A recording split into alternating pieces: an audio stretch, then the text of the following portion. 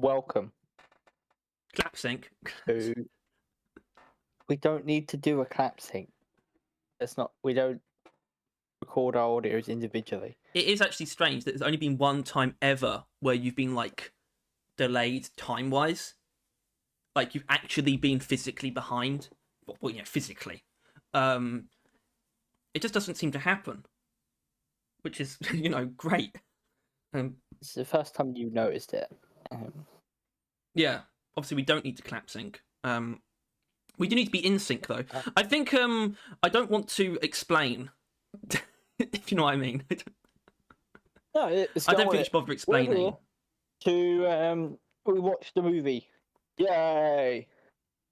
That movie being the Borderlands. That's not yet. Oh god.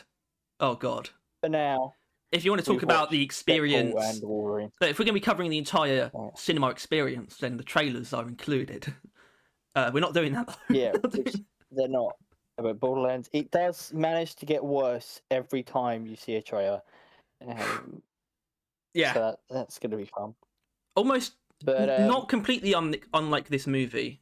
I was about to say which gets worse the more I think about it, but I don't think that's true. This is so weird. This is such a fucking. First of all, it's kind of weird. Obviously we've done stuff before that isn't, the thing. But they've pretty much just been. They literally have just been tier lists. Actually, I've just realised everything we've done that isn't focused on that game has been tier lists. We've never just like sat down and been like, what's this all about? But today we are because it makes the most sense. I mean, what would you even do? Cameo tier list? Dude, just think of this as streamlined as when you did your movie reviews, but I'm here as well, right? Because you have done them before. Yeah, I know, but there's no way that's going to be streamlined though. No, but you could at least approach them the same way, unless at the beginning of each of those you made a reference to the fact that this isn't normally what you do. I don't even know if I did. Well, the thing about that is I would always I wouldn't start with the pretense that I'm going to spoil the movie, but I think we definitely will. Well, yeah, we will, but we also just are. There's no I don't think there's any staging to this. This is a spoiler. This is a spoiler discussion. I think, right? I mean, let's be honest. Yeah. Not going to help us. I don't know how you can review a movie without spoiling something. I guess I had to do it to my mum. Basically, it was good. That's about it. I think that's all I could really say, and all I did say, because I say any more, and it starts giving stuff away. It almost does actually. I mean, especially with people like your mother, who she probably doesn't even know anything about it, at all. It seemed like the trailer probably once, but she probably still doesn't know anything based on that. Yeah. I mean, I guess it makes sense to start with very, very baseline first impressions. Arguably, actually, what one was thinking right after seeing it, and if that is the same as it is now. You just address yourself as one. One being either one of us. One was thinking. Oh right, okay, that makes more sense. Well, that never made sense, but it just felt a bit entitled. Well, it would have been. Well, I think ultimately, you really can't talk about it without mentioning the MCU, because it really kind of is ties itself to: is this a good MCU movie? Right? Is this? It kind of is it is really really to the MCU as a whole. Yeah, I mean that kind of opens a bit of a in the movie. Yeah, it does open a can of worms though. What is a good MCU film, if you know what I mean? Because obviously, Guardians of the Galaxy Volume 3 is a great film in the MCU. But yeah, what is a good MCU? Is that the same thing, or are you just are you even thinking about that? A good MCU film is kind of different from a normal good film. I don't know. Probably. Well, yeah, I think that is kind of a point that while utilizing the fact it's in the MCU a lot, the story it tells is pretty divorced from the MCU as a whole, which is a trend with basically most of the things people like the most recently, like Guardians of the Galaxy 3 or the Spider-Man movie. Right. Really, I was even about to that. mention Loki, which is like, I is think the only exception. yeah, okay, that's actually fair. That's fair. Well, I'm trying to think. Like, I'm trying to think of whether or not this is an exception because it draws on some MCU stuff, and some MCU stuff is very, very important. I mean, really, the main thing is just the fact that the TVA. That's really it, actually, though. you have to watch Loki. That is a pre-requirement. Which I think as far as um, requirements going into MCU movies go, is probably not the worst. We're gonna see worse like soon, like the Marvels. I imagine probably not great. Well, the Marvels is A funny bunch of because different people stuff. people say that the movie's like at least unique. Yeah, apparently, probably, it doesn't sound like it was terrible, but you would have had to watch WandaVision and Ms. Marvel show, and obviously then Captain Marvel And previously. I have seen all those things. That's the thing. But have you seen the new one, No, I'm also gonna have to the shut my Marvel? door now. No. Someone's just got home. Hold Um, on.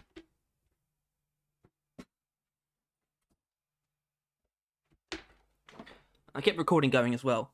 Yeah, I oh, guess good. the concept of what you needed to see is actually really interesting. Yeah, and it's like, Technically, it's a lot. Like on a real, if you yeah, view, it depends on how you view how you think you need to understand a film. If it's like I need to know everything and have the context for everything, understand exactly what I'm looking at in every way possible. Not only do you need to have seen a lot of just a lot of shit, you also need to have seen stuff that doesn't exist, like the Gambit movie that never got made, like the Gambit for example.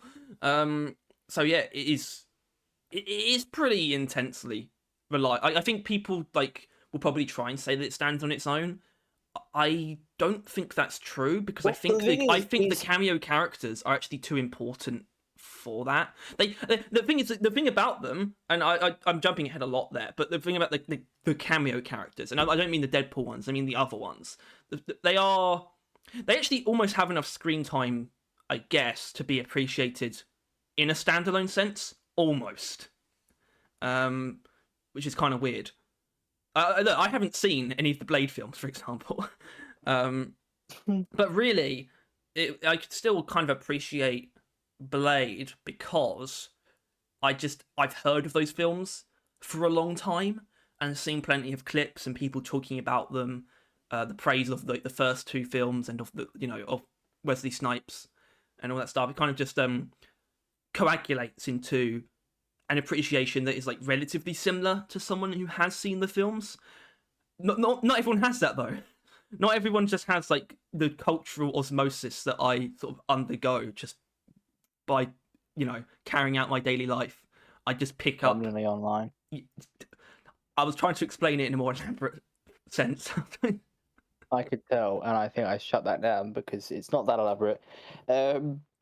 But yeah, no, I think what it comes down to is like most of what it has, you don't need to know about it prior, right? Like I think it does rely on it a little bit, like the Johnny Cash thing. Johnny That's his Cash. name, right? Johnny Cash, the singer. It means Johnny Storm. Never heard that in my life. Yeah, that guy. Obviously, you had to kind of know about the previous Fantastic Four movies, and then obviously, yeah, Blade, Electro, Electra. Electro is good. Jamie Foxx. Remember that. Yeah, If you think Electro, think Jamie Foxx. And you're like, oh, that's not right. That's not. yeah. So there's a lot of that kind of stuff, but ultimately, you don't. It doesn't matter, right? If it's only because like Deadpool reacts to them like you should know them, other than Johnny, who he never seen in his life before for some reason. But it really is only the one that it doesn't explain is the TVA, right? Like even the plots of the prior Deadpool movies don't matter that much. The Logan and the X-Men universe stuff doesn't matter that much. They explain it. Okay. So Right? I guess it's Pretty actually a vividly. good way to sort of transition into talking about the plot, because I am frankly am surprised. Well, not necessarily surprised, but I just find it kind of strange that it doesn't. Deadpool's actual time travel shenanigans don't actually matter. That wasn't Yeah, the and then reason. he like specifically said it that they don't give a fuck. Yeah, which makes me. I'm trying to Yeah. remember, and I don't even know if like I have the synopsis up on Wikipedia. I don't even think that's really helping. Like why they actually, why the TVA actually want him. I mean, obviously it's different because They just remember it's knew like he was some sort of space Jesus. well, but he's not though. Like, yeah, but he was though. So Clearly, he saved. Like the TVA knew in a vague, ethereal sense what he was going to do at the end of the movie. Right? He was going to save the multiverse by doing that thing at the end. This is Yeah. still your last warning if you don't want to be spoiled. Well, I did. Please Tyler, leave. we've You mentioned. Well, hold stupid on, Tyler. schmuck. I've already mentioned. I technically mentioned other Deadpools. We've mentioned Gambit, Blade, Elektra, and Johnny Storm. Yeah, all the cameos have gotten out of the way, which ultimately that doesn't spoil the plot in any No. way, shape, or form. We've No. not said what they do. It's just like all of the Henry Cavill is there as a Wolverine for a little bit. There are all of the stupid cameos out of the way. But then there's the actual movie, which we've yet to spoil. So just final warning. Yeah, because There to is be a movie fair, underneath they those do cameos. genuinely do a good job. Like I've seen I think I've seen all the trailers. You don't really actually get a sense of what exactly the plot is from that. I think most people did at least get, and I suppose it is pretty obvious, but it was fairly obvious by a point that the Wolverine that we're dealing with is not, is not the original Wolverine from the X-Men They revealed films. that out the gate, right? That's the beginning of the movie. The Logan Wolverine is dead, very dead, Yeah. corpse dead. And then they proceed to basically make the point in that they're digging up his corpse and they're not here to respect the memory of that finale. Okay. Well, yeah, and because then that was actually the opening scene. Forgot. Yeah, the first point they make, and then he proceeds to use the corpse of Logan to murder a bunch of people. In a pretty cool scene. Yeah, so where that was he a good also first. Was that a dancing. good start then? Because I really, not that I even should be thinking about this really, but I always do think about, oh well, what are like pretty much actually everyone, not even just the people I'm with, but what is everyone else thinking about this right now? And am I like right in? Am I supposed to be enjoying this? Because I am. Everyone was having a whale of a time. I wonder if Every Tyler is time like Deadpool complete started breaking disapproval. it down, Yeah. I mean, well. everyone was like, I laughed like twice in the movie. I'm not a verbal laugher when it comes to that kind of stuff. I just remembered that people clapped. I just remembered that. I've never experienced that. I just remembered. That didn't happen with Endgame. Didn't happen with Spider-Man No Way Home. Didn't happen with Top Gun Maverick. It's never happened before. And obviously we didn't. Obviously. No. You did. Like, because you got caught up in it. And I'm not like... Well, I not caught up in it in that sense. I was like, should I clap? I wasn't feeling like I wanted to. I was like, oh, I need to clap. That was so moving. But yeah, I mean, that was a pretty that opening scene. I really appreciated that because it was so disrespectful to the point where it almost can't be disrespectful. If you know what I mean? It's like it's so blazing and so rude that it just isn't. That it just. Before people were having like a metaphysical problem that like now Logan isn't going to be the final movie with a Hugh Jackman Wolverine in it. It's like, oh no, like it's dishonoring the memory in like some sort of ethereal technical form. And it's like, you know what? Fuck you. Let's dishonor the memory physically by having a gratuitous fight scene using his corpse as like weapons, and then using his claws to stab a guy in the ass and then in the dick and balls.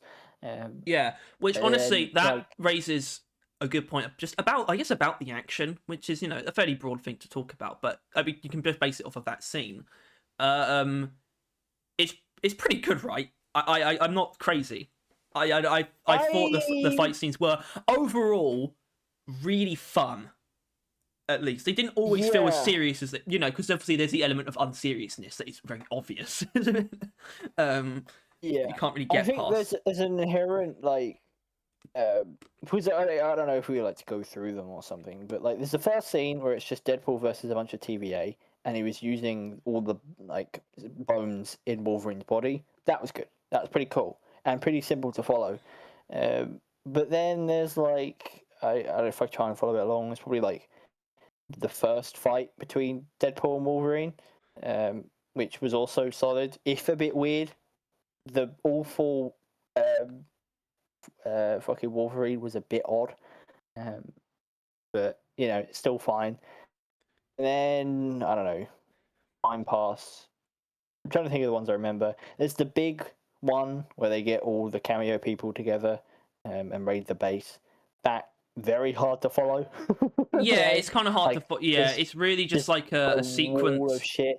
Yeah, like the structure of that scene is almost just like it's not necessarily where they are or what they're doing. It's just the tone of what's happening. It's just like, oh, they're kicking ass. Oh, they're kind of on the back foot. It's kind of like that kind of. That's the following. That's how you follow that fight scene. It's not really like where each character is that matters. It was still cool for a couple of reasons that I could get into, but that feels like I'm jumping the shark a bit. It was fine. I mean, I guess actually there was a second fight scene in the car between Deadpool and Wolverine, which I think was the better of the two. Yeah, well, okay. I actually think that's correct. But there's a thing. I don't know if there's a term for it. There might actually be a term for this. You could almost call it like a gateway moment, I suppose. It's kind of the moment where the moment that you realize that you're like into the movie, I guess, is an interesting idea. I think you probably, for any given movie that you like, you probably have that, unless it's like the first moment. An example would be, I don't know, like The World's End, probably like literally the first shot is probably works for me. But like this, it wasn't actually like the opening fight scene necessarily, or even anything. It was actually their first fight scene. Even though I might agree with you that the second one was better, it's because this movie. Look, there's going to be some criticisms, by the way. I mean, it's flawed, right? In some pretty big ways. Yeah. We'll get into that, but it does a thing that I just constantly find myself thinking about and just running through my brain. Is the most basic kind of like cool stuff is like characters showing like character showdowns with cool music. I think I'm sorry. It's AC/DC as well. Like when I heard they were literally just I guess standing off. They were basically just having a standoff, and then you hear the bell toll sound effect. And I know that's either going to be For Whom the Bell Tolls by Metallica or Hell's Bells by AC/DC. And I wanted it to be that one, and it was that. It was the AC/DC one. And as soon as the guitar kicked in, so did I, basically, because my brain just kind of works like that. It's like I appreciate what's happening right now. Fight scenes paired with cool music is a golden recipe, which the church scene in Kingsman prove. But I do think it is a thing of the Deadpool, the movie as a whole, right? Compare the way it uses its cameo characters to Doctor Strange. Doctor Strange, is what I'm thinking. Which, in all fairness, they did have one similar instance in both, right? No, I'm not going to do a spoiler warning for Doctor Strange because that's been out for bloody ages. Just Phase 2 is probably Multiverse of Madness.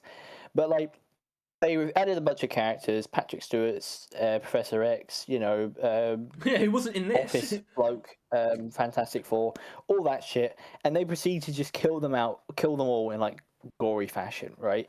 Which was effective and fun in its own way. But ultimately, it's still like it's like, oh, we didn't even get to see him do anything, right? Like that would have been cool. Yeah, Professor X tried a little bit, but it's actually true. Professor X got the most done, I suppose. Captain Carter did a little bit, I guess. The one who got the least was the one people wanted to see the most. Yeah, which I think is that's the thing about thing. that, because I was about to say something about how I don't appreciate how like annoyed people are at that scene. Like, but I think I get it when it comes to that. When it comes to John Krasinski. Yeah. Because that's like one of the that is probably categorically one of the most, maybe the most popular fan cast ever, like potentially. Yeah. And they did it, and it's not going to be like true. He might come back, like it might be another variant at some point, because especially because like that's what Reed Richards is. Like in the comics, he literally has like a council of Reed Richards, like from different versions, so he could easily come back. But obviously, he's not going to be the main one, so I kind of get that. But overall, that scene was extremely fun, and because of the way that it was done, it made me appreciate the way it was done here quite a bit more as well. They do the same thing though, of killing in the most brutal way the Fantastic Four character, I guess. Yeah, which is, but was like the first one, by the way. That was the first big. Well, it wasn't the first big cameo, was it? Let's be fair, because there was the Wolverine compilation. Because there was. Yeah, I guess yeah. But like I would say like I only think it's different because Deadpool specifically says like we killed him off because of the fucking budget, man. like some shit like that. Like it's just a really funny unnecessary death. And they just because ultimately Johnny was only there for laughs anyway, right? Like he wasn't there to be like a main thing. Yeah, he didn't actually do anything useful. Yeah, he was just there to like help them, I guess. Yeah, exposition a little bit. Yeah, I guess some people actually didn't know. I watched I actually watched a spoiler review yesterday, a separate one, not our one that we haven't done yet. Right. And they one of them, at least one of the people, said that they didn't know for sure if it was a Captain America variant or Johnny Storm. I can't, I guess I can't technically say I knew 100%, like technically, until we did the thing. But I did. Well, it made more sense. As soon as you said flame on, it was like, yeah. Well, I just mean until that point. Until that point, you couldn't objectively say because they hid the costume. But that was why I also knew, because they were hiding the costume. Yeah. I think it was probably hoping that it was going to be the other one because that'd be more interesting. But yeah, no, it's. I don't know. It was still done fun, right? And I think that's the main thing, because with the other people that comes along later on, they didn't get gratuitously killed because they're not Chris Evans, and they got to be cool and stick around and do cool things, fight scene and so forth, and it's just that just seems to be what like, and I guess later on the whole Deadpool versus Deadpool's thing. They had fun with the multiverse, is the point I think I've been trying to make this whole time, right? It has fun with the cameos, like when Blade says, "I'm the only Blade, I will be the only Blade." That was, and Deadpool stares at the camera. Yeah, that was really cheeky, that though. That was one of the 2 times I laughed. I'm sure you laughed more than twice. Or, maybe not vocally, but actually, I suppose. Yeah.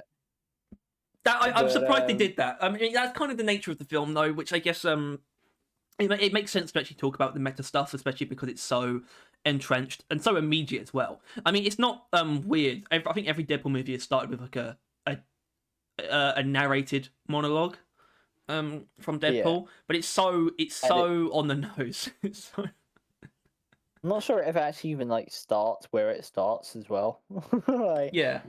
I think it always starts with like a thing in the future. The meta stuff, the fourth wall breaking has never been more. It's never been more on the nose, and it's never felt more. I guess weird. Weird, not in a bad way, but it definitely feels weird because it's so close to reality. The fourth wall breaking, it's matching what is literally happening in the business space of these characters. It feels weird because it's so accurate, because it's so and yeah, it's just what he's doing, like the whole thing. Like, I mean, it's not even like it's the whole movie, but like just a snippet of like the Cavill Wolverine, like when like Deadpool is like that. I mean, that cameo alone is because people really wanted Cavill Wolverine, and that is what Deadpool's saying. Like, we want you so much. Like, we will treat you so much better than the other one, right? Referring to the him Well, I being, think there's actually, the thing is, leaving Wolverine's DC. like an interesting character because obviously, well, in terms of casting, because obviously it's been Hugh Jackman. He's the only live action one. That's actually only just now technically changed.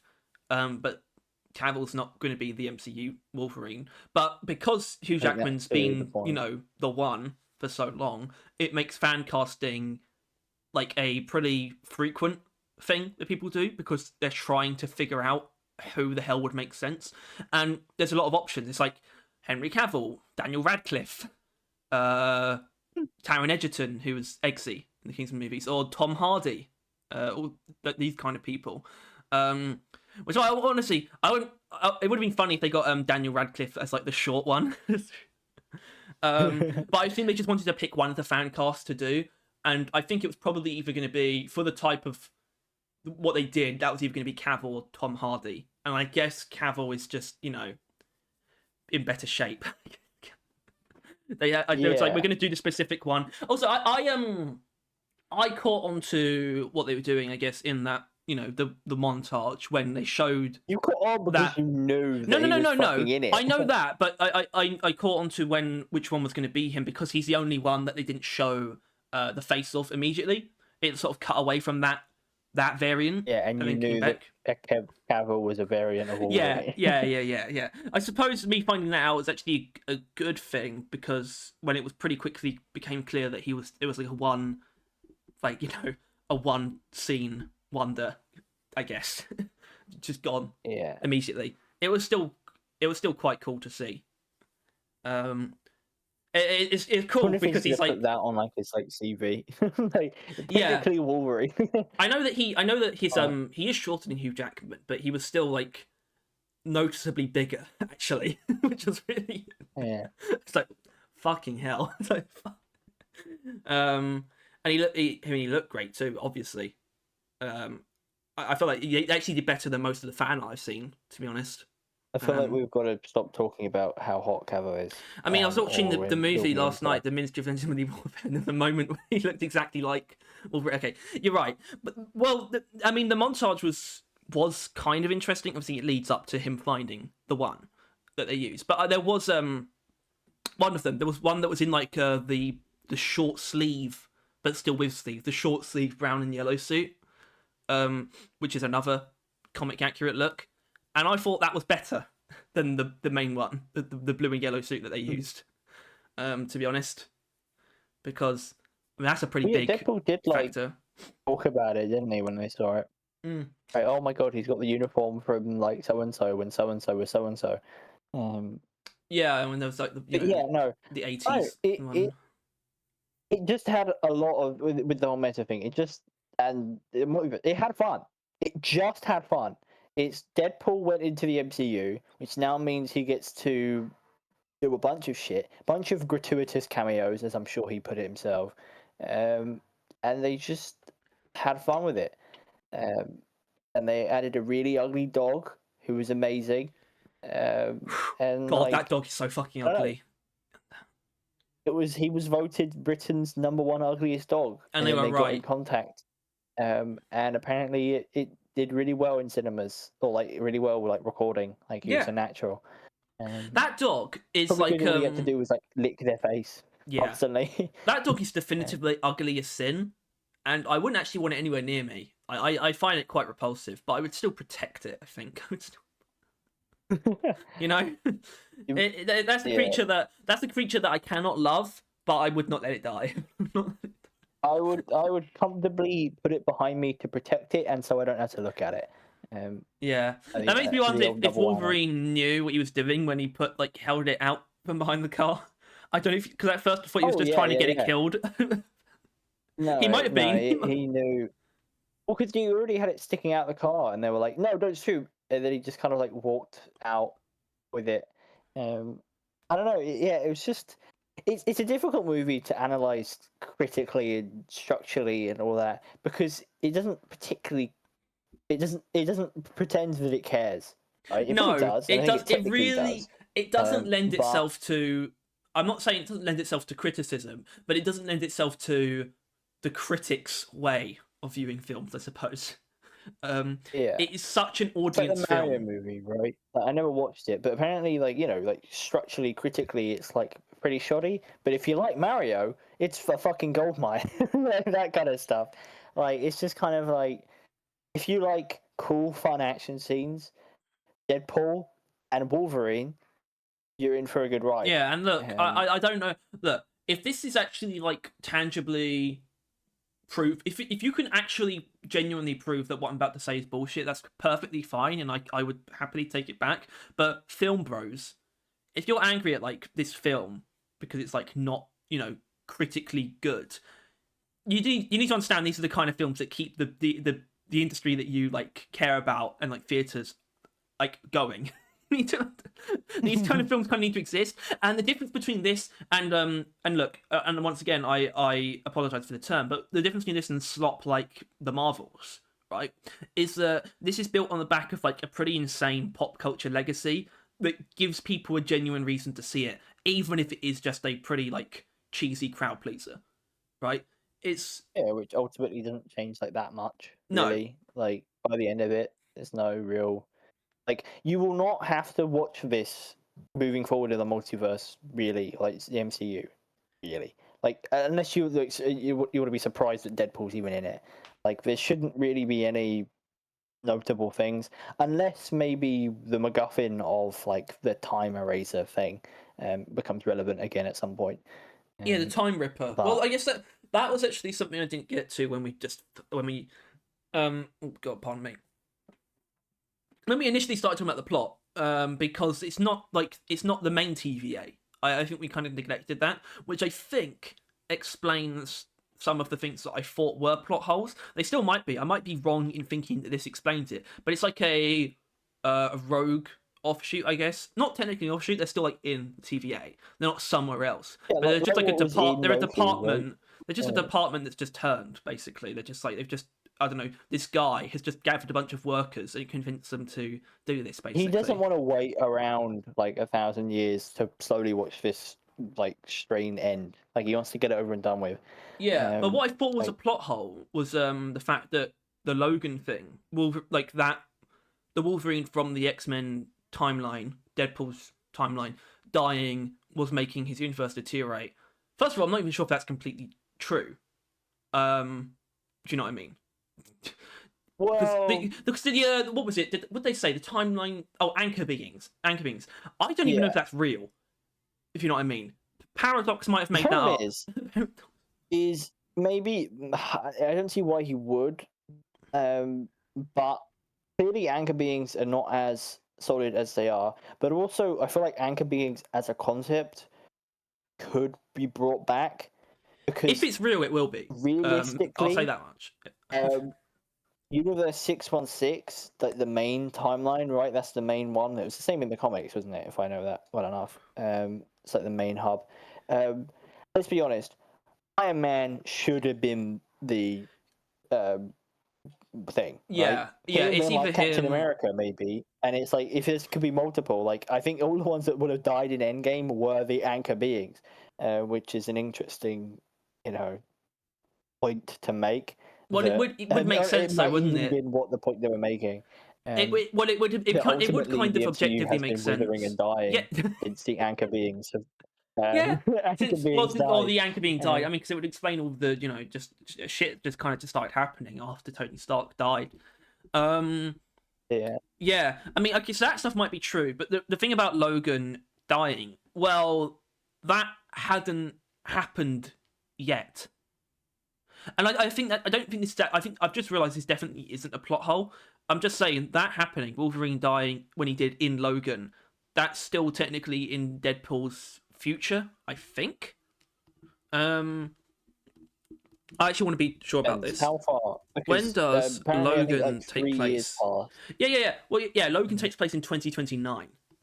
Yeah, But I think it's not like he's lying. He's just saying it's only that the deterioration only started then.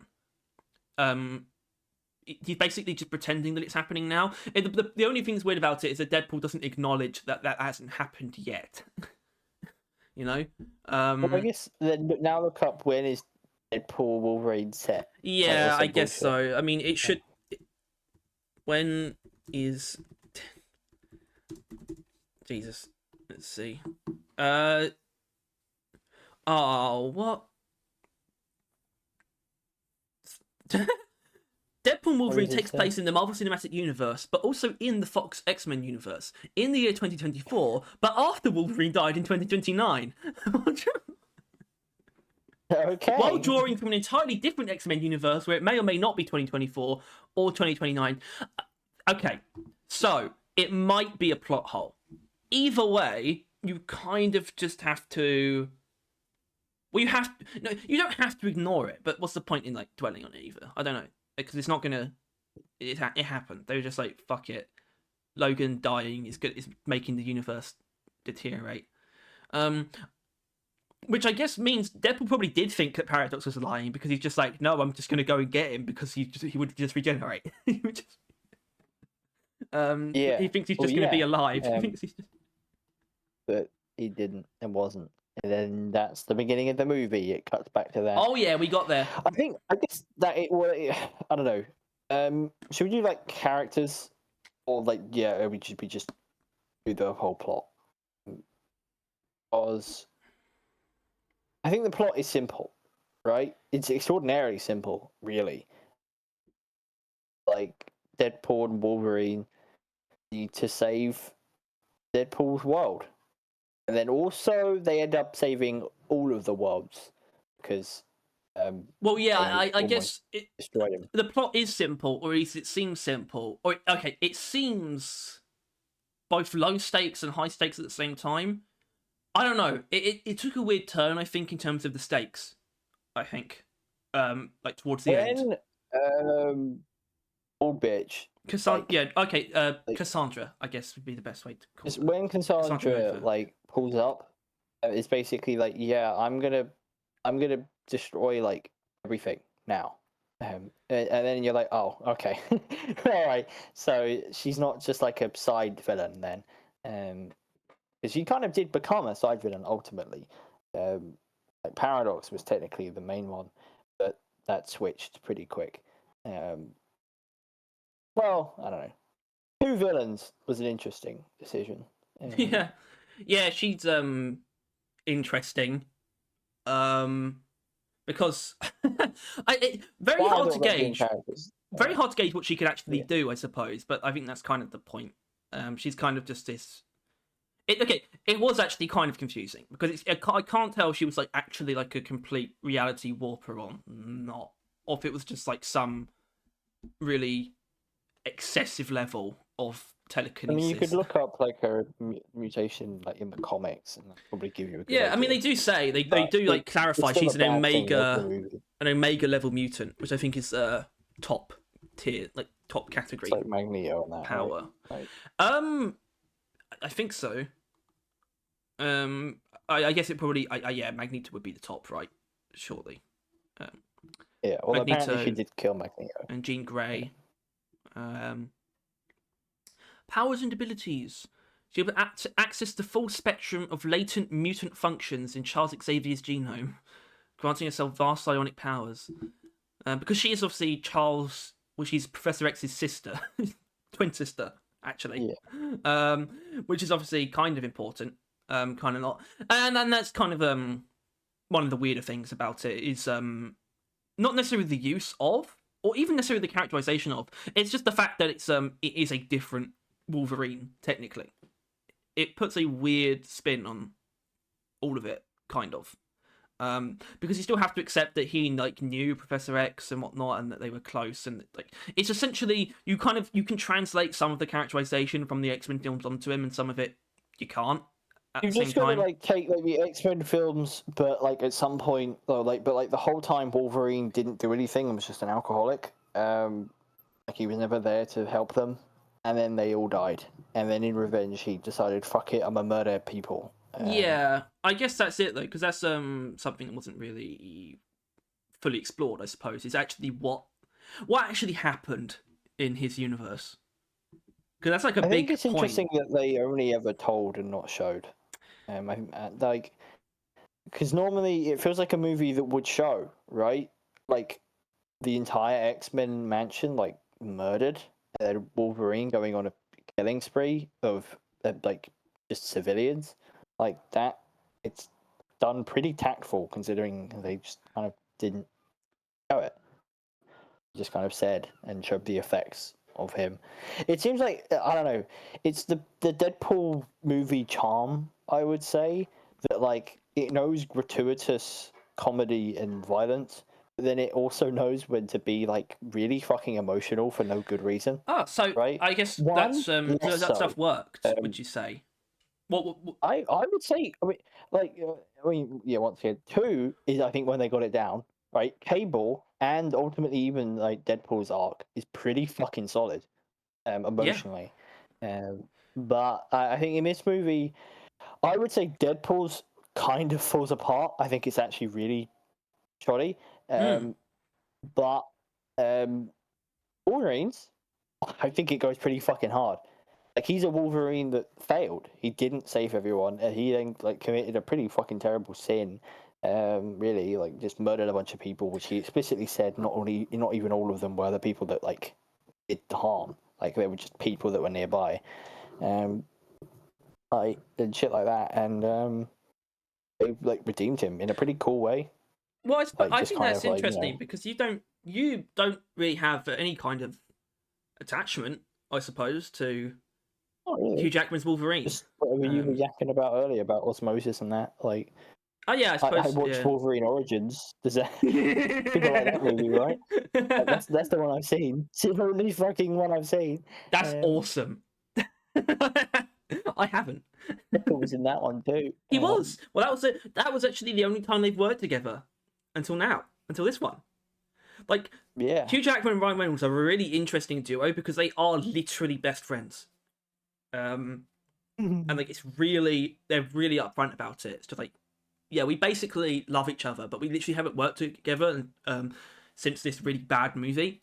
And the next time that we work together, well, here it is, and with the same characters. It's like what? Yeah. What? And ultimately, they are they are not separated like the whole time, which I think is a really interesting thing. Like they basically share every single scene as soon as Deadpool finds him.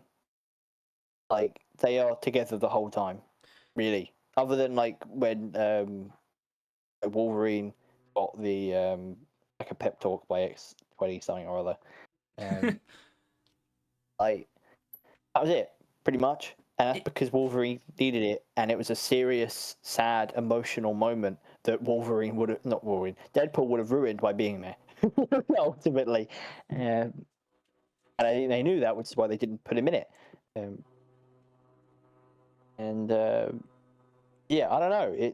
It's just it is a really hard movie to try and figure it out, but Yeah, ultimately because you watch you it and you're wouldn't. like, that was really good and fun. Yeah, Like, you wouldn't get a lot of the stuff about it that's enjoyable if it wasn't the kind of movie that it is. If it wasn't this ridiculous meta multiverse movie that is drawing and all this stuff. As in there wouldn't have been like a Wolverine movie, right? A Wolverine solo movie where he is wearing the costume that he's wearing, where it is a similar story and arc, and that's the whole movie. That might have happened if there, assuming there is an it's upcoming similar MCU to Wolverine solo movie, but you wouldn't have got that. And I think Hugh Jackman, he's been pretty open. He wanted to do, there was stuff that he wanted to do with the character that they hadn't really done before, which I think is the failure thing, and sort of coming out of that. It is similar to what they did with Spider-Man movies, where they decided that if the cameos are actually going to be important characters, give them an arc that like they didn't have in the previous movies. I suppose. Sorry, Which I suppose it's actually a really good thing to bring up because it's a weird, like, the Spider-Man No Way Home. It does a bit of a weird thing with the cameos, I suppose. Where they're not they're not actually, none of them are really cameos actually in that one. Let's be honest. In No Way Home, they're pretty much all main players. No, yeah and no. Yeah, but no. What's the no part? The no part is that like they're not even like they weren't like advertised, like they're not in the title, like they only appear like in the latter half of the movie, like the third act, like they're not. But they still Like, become characters in the film pretty quickly, and are utilized well enough to justify their existence. There's still cameos that just done really fucking well. I think that ultimately, like, they are characters from previous movies that they just pulled in near the end, but like did it really well. I think that's the thing. Like you just I think assume that it's a cameo. It's got to be either quick or bad, like or some shit like that, right? But like, no, they were just really well done to where they felt like an actual integral part of the movie. But no, they were fan service. That's why they were there. They could have told the story without it, kind of. Not as well, I think, because it was all done really fucking well.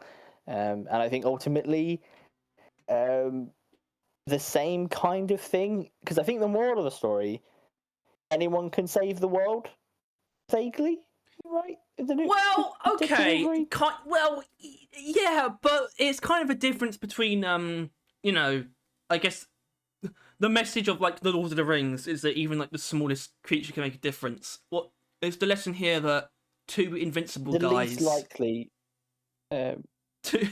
Well, it's more that like everyone's like, oh, Deadpool's like has no substance to him, like he couldn't ever actually like save the world, which is why I think his arc is really shit. To be honest with you, I think it's really shallow. So like really like it all hits like nothing. Like the fact that he worked at the store for the last couple of years because he gave up being a hero because he like his girlfriend said he couldn't save the world or some shit like that. Like, I do think the Deadpool motivation was shoddy at best. On that side of things, it feels weird when you consider that Ryan Reynolds, like fine. When you consider like Ryan Reynolds is like a writer on the film, it feels kind of weird.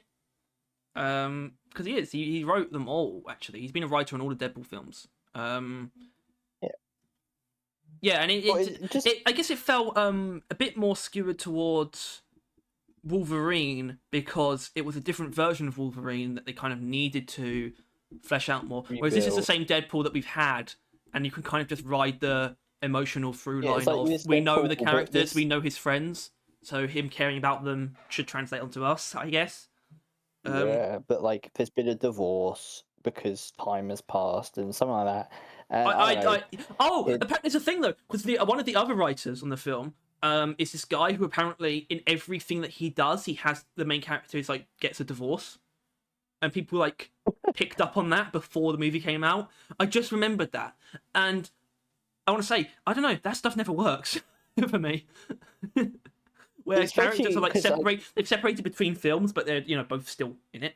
That's the thing. Yeah, well, then it's because like it was I don't know. He just like didn't. I don't even remember the reason. It was just stupid. It was just seemed stupid. It honestly would have worked better if it was just him trying to like. It would have made more sense if they were together and they were like really happy. They might have even had a kid.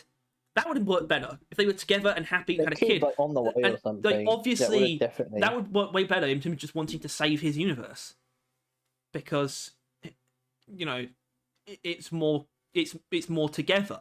It didn't need to be like severed and kind of like this weird like relationship thing. It would have worked better if everything was like that was kind of the point he was making anyway. It's just like this is like the people in this picture. It's like this is my world, whatever. But like your world's kind of like fractured though. Your girlfriend doesn't.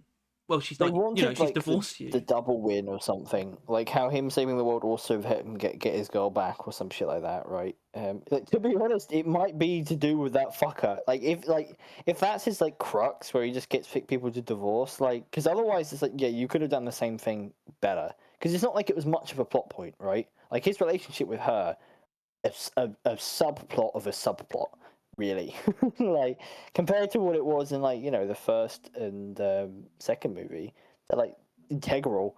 But obviously, yeah, like basically all of I mean, the he original would still have cast. a double win. He would be saving his universe and also completely turning the life around of this guy who should be a hero, but something happened where he wasn't one anymore. Like, he basically made Wolverine, or that Wolverine, a hero again. I think that's enough for him. I think like Deadpool actually bringing someone else up, it should be enough of a win for him, as well as saving his entire universe.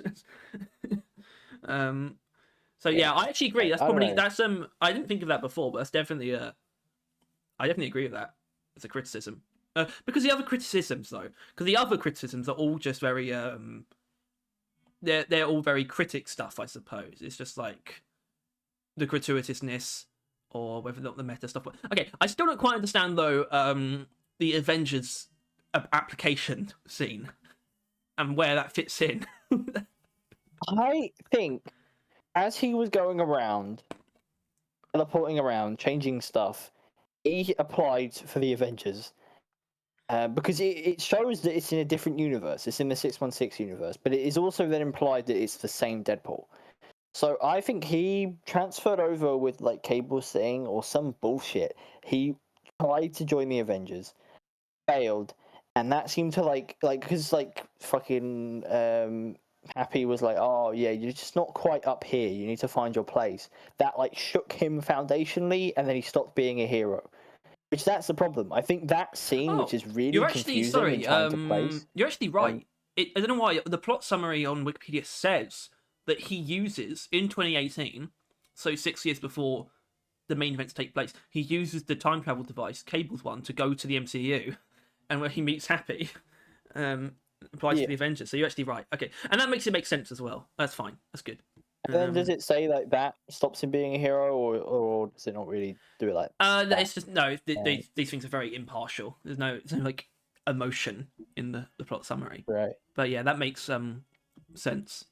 Where I guess what doesn't make sense is that he's aware of the Avengers. I suppose, like he knew to go there. Well, apparently, everyone is aware of the fucking Avengers because that's the thing. Wolverine is not shook by the references and that. Like he's not. Well, that works. He rolls along with those punches. Well, that works because the Avengers could exist in his universe. It's just that they don't in the main X-Men. It's like fuck the Avengers continuity.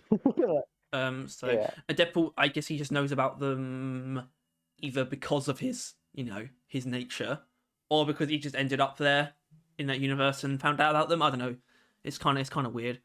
Dude, I think. Well, the thing is that's my only problem. There's no good reason why he wouldn't know about Johnny, when he knew about Blade, Elektra, and like even he didn't know about Gambit, but that's a joke. But like he knows about the Blade movies, but he didn't know about the Fantastic Four movies. Like that's really my only the only real plot hole in the movie.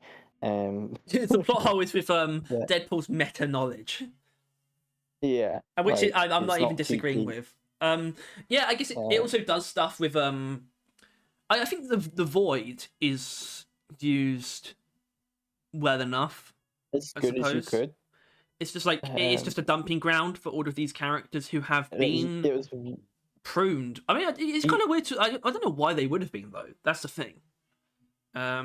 It's just the implication of why would Johnny Storm be Johnny Storm's the only one where he actually does say that he did something that caused him to end up there. They don't really do that for the other characters, other cameo characters. I think they imply that their existence doesn't work with the continuity. Like their actors aren't translating well. Like that's the meta implications, right? That they have to do away with the old Blade because there's going to be a new one, and stuff like that. And they already had done away with the Elektra actress, right? Because it was a different one in the show.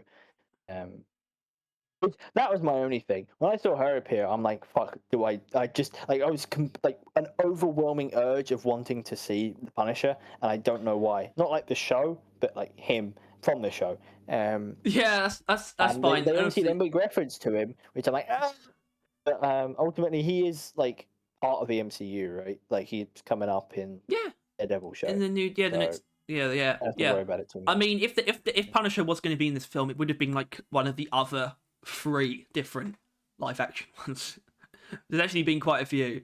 It wouldn't have been it wouldn't have been Ray Stevenson because he's dead.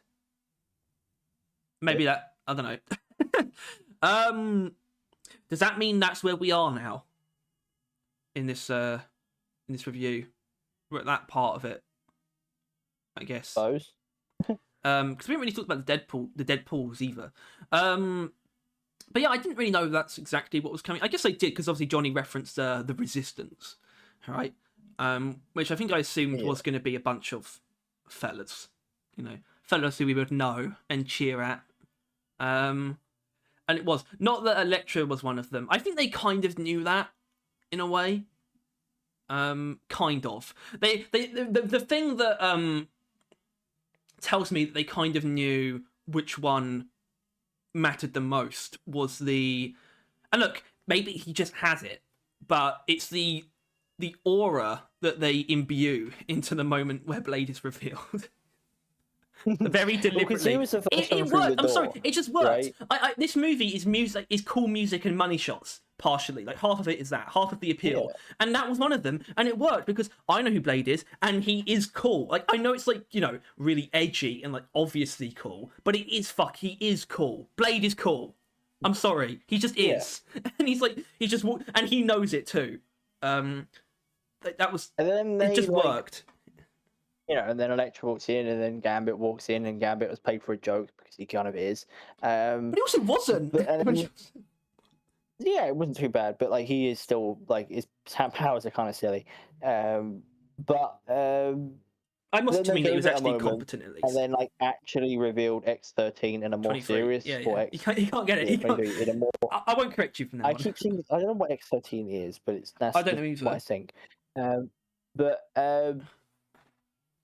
Yeah, when she actually comes in, and that's like a moment because ultimately she isn't a cameo; she is important.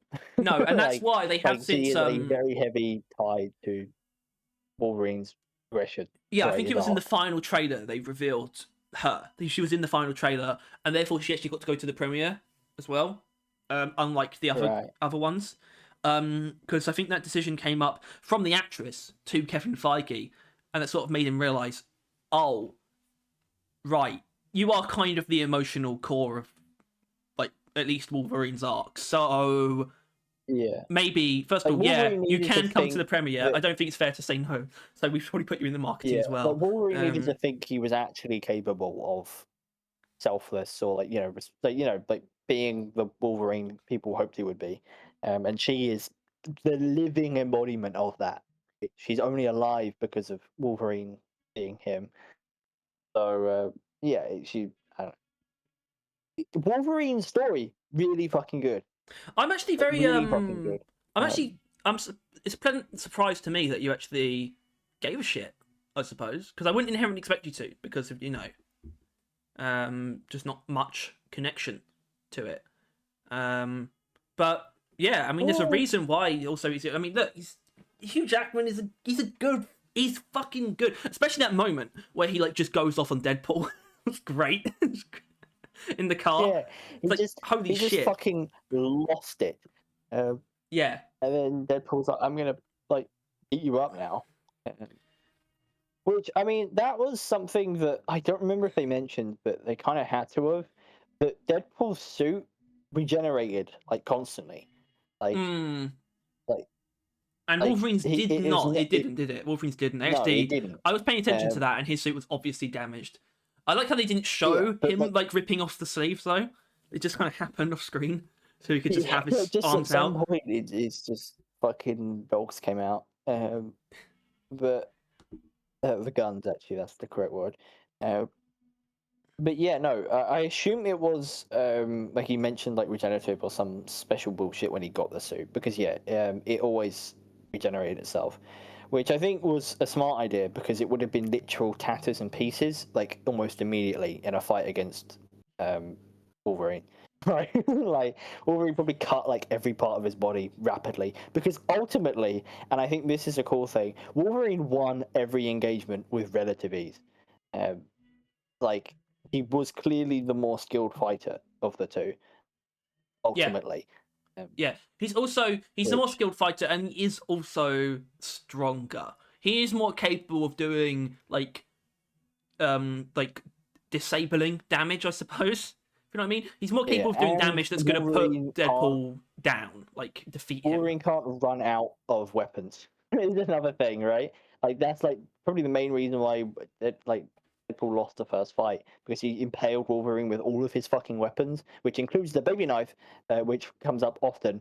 And it just doesn't really matter because then Wolverine just has his claws, and that's like it. Yeah, but so the suit is so the suit does regenerate. Is basically what we're saying. Wolverine's suit, no, not Wolverine, Deadpool's. Which was okay. That was one of the probably the funniest moment actually for me, was when he was getting the suit made actually, and it's just like I knew they were going to do the thing after the second time that he got. The tailor spanked him. I knew they were going to do that like a lot more, and probably even like multiple times in a row. And then when he comes out and says, "By the way, your tailor's a predator," it's like I didn't think they were going to address it in the movie like that, but yeah, that was funny. It was just generally funny and like good and generally emotional. Like I don't know. Yeah, it got that stuff through while also having these very gratuitous cameo. I mean, I say that. Look, I'm going to be honest with you, everyone. X-23 is a good one because that carries over the emotional core of Logan. But that's all that is. Like, Elektra. I'm just kind of going through.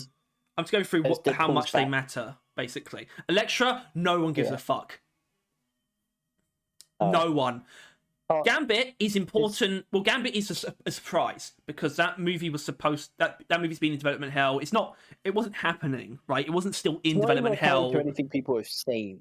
Yeah, most people don't know who he is. I mean, they do because the X-Men animated series is fairly popular, but in general audiences do not know who Gambit is. They know who Channing Tatum is, and like, why is Channing Tatum doing a French accent? And all that shit. But that's all that is. But Blade is really, in my opinion, is the main one that is just like, here he is. You know him, you love him. He's like an old legacy character, and it's just gratuitous, but it still works because he's his name's Remy LeBeau. His name's Tyler. Oh fuck! But Blade is like the only one where it's like gratuitous, and but he's that good that it doesn't matter because he's just so cool and so compelling that it still works with the rest of the movie is still good. You know, it doesn't matter, especially when the cameo characters are good, especially. And it's not even like No Way Home, where like I would say the other two Spider-Men are pretty essential to the third act. These characters are, but you still have what actually matters by the end doesn't change. The cameo characters are kind of like end of second act, but also gone before the end of the third act as well. You know, they're not actually involved in the very finale. They kind of like sit in that weird position. I think we found like it's like all three types of cameos have been like done at this point in the MCU. Like you have your just like flashbang cameos where it's Patrick Stewart, he's back, he's Professor X, and then he dies instantly for shock value. You have then like the Spider-Man one where it's like these characters are actually integral to the plot as a whole and really matter, and they overall improve the story with them being here. And then you have this one where it's just like they're important to the plot, but they're also kind of just there for the fun of it. Like they're not, they're not just here to be a recognizable face, but they're also they didn't need to be here. Yeah, I'm not gonna. Yes, yeah, but I'm not gonna pretend like Blade, like, standing up in a car with like a rocket launcher that they say was Punisher's rocket launcher, and then like shooting it. Yeah, at that. It just feels like giant Ant-Man hands. It's like I'm not gonna. How am I supposed to not enjoy it? I'm not stupid. You have to be an adult. Like... If you like know this stuff, if you know this stuff and these characters and you don't enjoy it, it's kind of weird. I think. I think just be very pretentious. That inherently, it's like the closest the MCU has ever gotten to the comics. I think. Right? Blade sticking out of a car that like Deadpool is driving with a lecturer next to the seat and Gambit shooting at Ant-Man's giant hands in the void, where fucking Professor X's like sister is like rolling over it in a Mad Max style with fucking all the bunch of other random shit fucks that were there. A bunch of other Pyro, people. Yeah, whatever. Pyro. This movie was inherently a comic, right? Which is because it can finally do it with the movies because it's got so much shit going on that they can just like start like grabbing stuff, right? Because that's what the comics do, right? It like looks back in the old stuff. It's like, oh, I like that like version of the character. Grab that, put it in the comic. This setting that like someone came up with, like fucking Dormammu verse, like pop, get it in Dormammu setting. Add I don't know, fucking Captain America. Different variant, like it's just that kind of shit, right? That's what this movie is. It's just finally abusing the fact that the MCU and Marvel as a whole is fucking huge and they can do basically anything. Yeah, it's actually, in my opinion, that's what probably makes this that's what makes this actually good for Marvel, at least. I don't know how good this is going to be for the MCU as a whole, but which is a statement always just put to like any good products that come out since. I know. But like Marvel has been, the MCU is the biggest thing, obviously, but Marvel has been big before. It has been big for a while, and it's finally. Yeah. Well, not finally. It really started with No Way Home, I suppose. But it's finally really taking advantage of the fact that it's a franchise beyond the MCU as well. And look, Kevin Feige has been a producer like on pretty much all the X-Men films anyway. He was just at a lower level. He was one of the reasons that Hugh Jackman got cast as Wolverine. Kevin Feige is kind of baked into it as well as kind of the originator of like the legacy that they're drawing upon in these multiverse films. So full credit to him. I mean, I guess people think he's been like stumbling and whatnot, but I don't think so. I think I see Kevin Feige kind of similarly to how I see Peter Jackson in the Hobbit trilogy at the moment, where he's the reason this hasn't gone to complete shit. You know what I mean? It's like he's actually doing just as good a job as normal. It's just the circumstances are worse than they were before.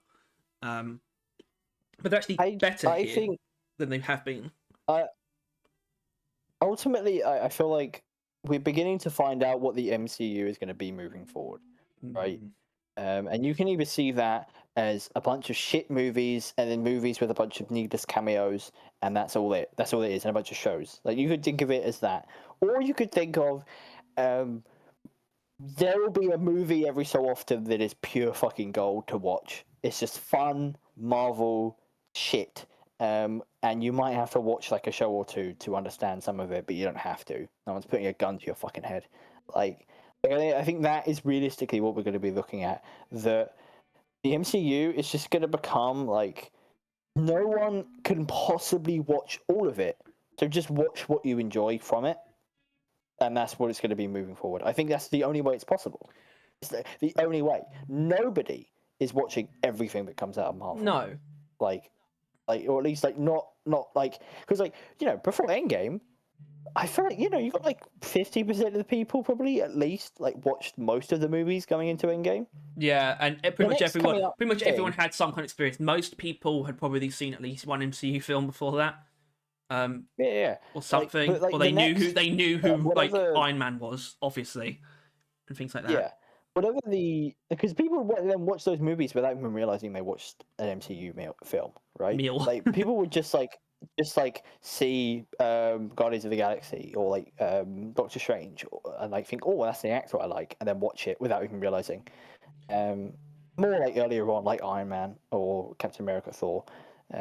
But I mean, the next Avengers, right?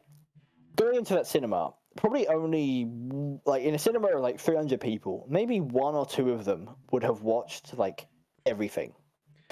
Yeah, maybe. I'll just say it now. I think I've said before for some reason to you that I was gonna I'm gonna watch everything. No, I'm gonna tell you now. I'm not watching She-Hulk. I'm not gonna watch What If season 2. I might never watch Thor: Love and Thunder. Actually. But I will still watch those Avengers films. probably. Gonna be Thor: Love honest. and Thunder is when I realized that I don't need to watch everything. Because I was still suffering through the Eternals, but it was Thor: Love and Thunder that me and my mum realized, oh, we're just not going to watch these movies reliably anymore.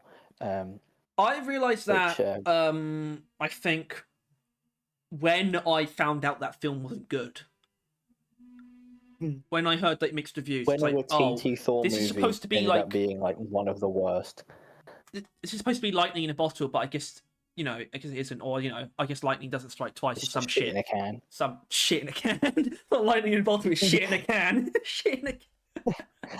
Yeah. And this isn't lightning in a bottle, by the way. This is like, because if it was lightning in a bottle, I think it would be more perfect.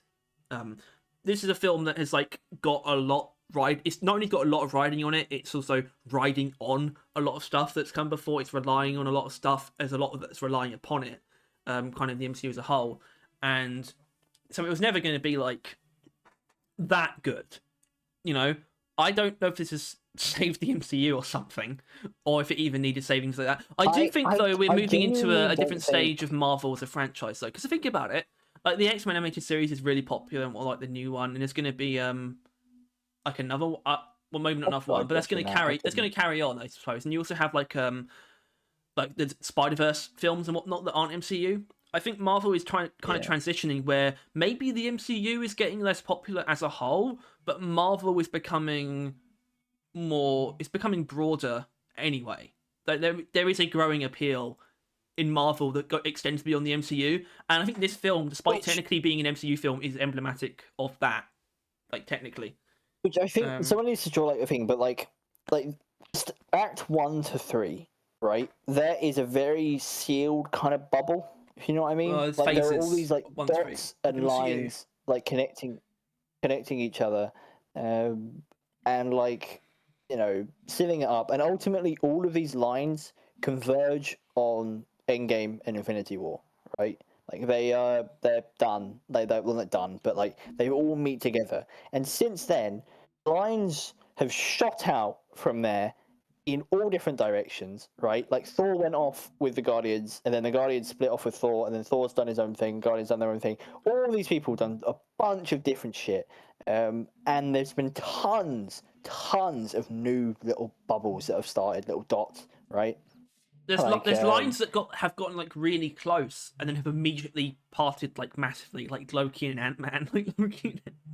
Yeah, Doctor Strange and Spider-Man, they've been touching pretty close. They've been and Kang was like the only, you see him appearing every so often, but now he's going to be fucked off, right? There's no more Kang.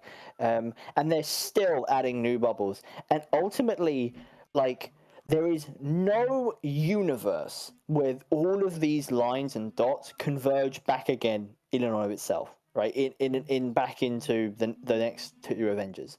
There is no way every single thing that they have added is going to be in those two movies. There's no way, no universe where that's possible. Simply, there is no universe where fucking Moon Knight, Echo, bloody fucking Eternals, Marvels. I mean, Marvels are quite likely, in all fairness, but like Marvels, the new Hawkeye girl, like all of this shit, like all of these people converge in one movie or in two movies. It's not possible. And Deadpool and like Wolverine, but probably not Wolverine. But like, can you fucking imagine all being in like Endgame? It's impossible. he would not work in a movie like that. Yeah, you kind of just have to. And honestly, I don't. This might be an inaccurate impression of how the comics usually handle things, but it feels like, from an outsider perspective, the comics, when they want to do something big, they kind of just do it, regardless of what the characters are doing, because the situation is just like relevant enough to everyone where they kind of still need to get involved. It doesn't mean their individual stories have been leading up to it. It doesn't mean that. Yeah, but and it's never everyone, because there's no way they can do everyone. And at this point, the MCU has reached the point where that is what it is. There is no way that everyone is going to come back, which is why ultimately they have to kind of pick out the characters they intend to put in that movie and bolden them, thicken them a little bit, make them better. Which Spider-Man's got on. Spider-Man's good, right? Spider-Man's eating good in this amount of time. Spider-Man in the franchises for sure. Overall, and Spider-Man, at least even in just the MCU, is going to be chilling out until like those final movies when he comes back, right? Because I mean, Holland intends to give it a break for a little while on Spider-Man. But like Doctor Strange, he's up to something. Like probably going to come back, probably going to be integral in some way, shape, or form. Like there are characters that are clearly important, but all of those characters have just gone on hiatus, right? Who I just mentioned, both basically gone off to do some other random thing, not really of note, particularly. Maybe Strange a little bit more, but like Spider-Man's just chilling. The Guardians are split up, essentially, right? The Guardians, the Guardians of the Galaxy don't seem to have any intentions of coming back. The only thing that they said was coming back was Star-Lord. Chris Pratt was going to come back. That's the only one they said is going to come back. And I think he will. Which, I don't think it's like a lie. I hope he does, but I don't see why, because it's not like he's the best of them, but like the strongest or anything like that. Like I don't know what. Yeah, and also provide. We don't want. Like, I assume everyone's in agreement that we don't want him to like unlock his celestial powers again. No, of course no. I think it's pretty simple. He won't as well, or like I don't know. Probably can't. But yeah. There's just like a bunch of other characters, and it's just impossible to resolve everything. Which is why now I think at this point the movie like Deadpool and Wolverine, bringing it back to there, is probably as good as we're gonna get, because it's just picked out a bunch of cool dots and cool lines, right? Like the new Fox bubble over there. It's pulled out the Logan line, connected it to this movie, and now there's a cool continuation of that narrative, right? Where like the Logan occurred, and it's like, what about a Wolverine that didn't do that or couldn't do that, and like he witnessed it and how that would affect him or something like that, right? That kind of thing, like using stuff from elsewhere, and then Blade's here for fun, like stuff like that. Like I think those are really going to be the only watchable ones, to be honest. The ones that just kind of like pull characters from different area and tell cool stories, and ultimately for fun. I think that is something it really needs to get in its head, that the movies need to be fun, because they need to be fun. Well, okay, I kind of agree, but they need to be either fun or actually serious, if you know what I mean. Yeah, but you wouldn't you wouldn't pull Deadpool into a serious movie. That kind of thing is what they need to keep an eye on as well. Like, keep the tone consistent. No, even though Tyler, I mean, look, I don't know what's going on with Avengers 5. I don't think anyone does actually, but the Secret Wars is Secret Wars, and no matter what, I don't know when we're next going to see these two chumps, Deadpool and Wolverine, but it will at latest be Secret Wars, because everyone's going to be in it. And I mean, they would certainly not be left out. They would not be left out. But not everyone's going to be in it. There's no way everyone can be in it. There's just simply no way everyone can be in it. Right? There's no way. Like, because can you recall how much shit they have added? Like the Secret Wars show. Right? Secret Invasion has introduced one of the most powerful beings that we'll probably never see again. Oh, fucking hell. Don't even bring that up. I can't believe I watched that fucking dog shit. Yeah. Jesus Christ. There was such an overwhelming amount of stuff. The Thunderfucks that are coming up soon. a bunch of schmucks that they've just given a stage to for some fucking reason. The Thunderbolts is supposed to be like the Phase 5 like final film or something. Like, oh, this is like basically Avengers, but they're not there. There's Avengers, but they're actually more boring because they all have the same powers except Ghost, but no one knows who Ghost is. So Ghost is from what was the most hated Ant-Man thing. Wow, that Ant-Man is a very bad thread. Yeah, I don't. It starts off surprisingly good and then gets about as bad as you would expect. I don't want to throw shade at Peyton Reed, who's the director of those films, but I will, because look, only the first one was written by Edgar Wright. I'm sorry. Yeah, that's what happened, right? Edgar Wright got like fucking kicked out or some shit, right? Like co-opted. Like, Actually, I think he left because they weren't giving him the amount of creative control he wanted. I think that's what it was, and yeah. that's what I would prefer. You go, girl, slay queen. Yeah, and ultimately you probably burnt the bridge with Edgar Wright really at that point as well, which is like rip, because that's what you kind of really want as well. Because there was, there's another thing, Werewolf by Night, another dot that Lord knows where that's going to come in, but that was cool, right? Werewolf by Night was pretty fucking cool. I like the vibe. I really liked it, yeah. But even though I didn't watch, like that they for did. Marvel is cool. They did actually put the coloured version out last Halloween. I just didn't watch. Yeah, well, I don't see why you no, you do don't that. need It's to. not how they wanted you to watch it. But like that kind of thing where they just kind of like it's almost one of those, they just picked it from the comic and they gave it to like a unique director and writer. Probably, well, right? Werewolf by Night is actually really interesting in terms of because the director is Michael Giacchino, who is like a composer, and he's been the composer on like a lot of MCU stuff and a lot of stuff. Like he's like he's a wizard because he's like pretty young, but he's done like some crazy stuff. Like he did like the Incredibles soundtrack, like the original, and he's done other stuff like Doctor Strange and whatnot. But he's also always wanted to be a director as well. And so because he has pretty strong ties to Marvel, I guess it just came up, and he wanted to do it, and he did it, and it worked out pretty well.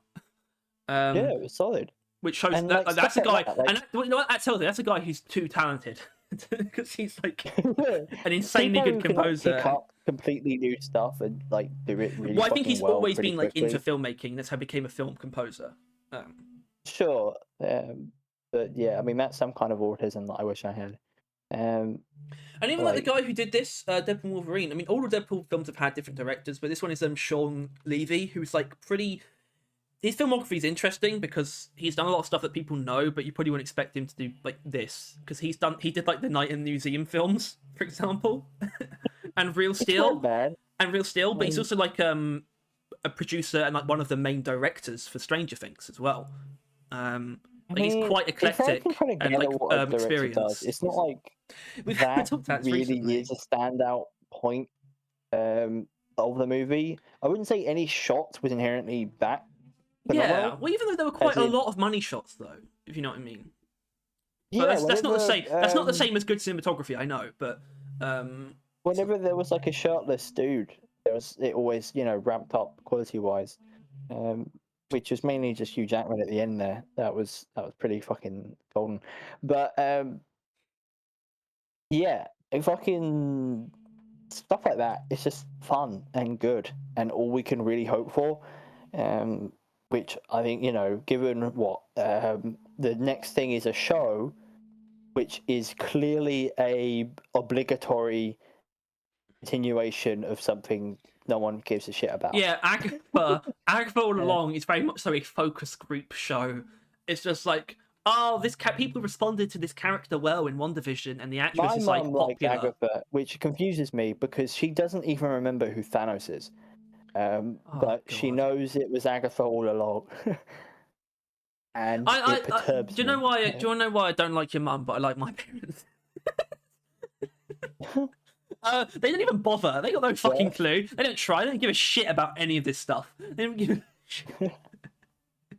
Your mum cared, but she doesn't know anything. Until Endgame finished. Well, actually, it was after the Endgame, I think. She got into it. I don't know, but fucking this movie was good, irregardless of the MCU as a whole. But it used the MCU as a whole really fucking well. It used its ability to pull from basically any fucking IP, and just abused it to the point of fun. I don't know. Yeah, we haven't actually talked about the Deadpools at all. Yeah, we should obviously. Well, I wasn't 100% sure at first. Like, did you realize they were goons when they were first talked about? Because of the Nice Paw was the first one they meet. Yeah. Well, Nice Paw and Dog Paw, I guess, together, and he mentions the Deadpool Corps, but he doesn't say that they work for Cassandra. They said that they would like kill him if they found him, or like they wouldn't Like, you know. But why? Yeah. I don't know. And the fact that they're all less competent than him. I like that. Yeah, That's just how it goes, like, isn't it? All of them, like, that was like a really, really cool scene, which I kind of just had to I literally had to zone out to enjoy. I think though, like, I couldn't keep up with Deadpool killing hundreds of other Deadpools with Wolverine there. Like, it was not easy to follow, like at all, like in any way, shape, or form.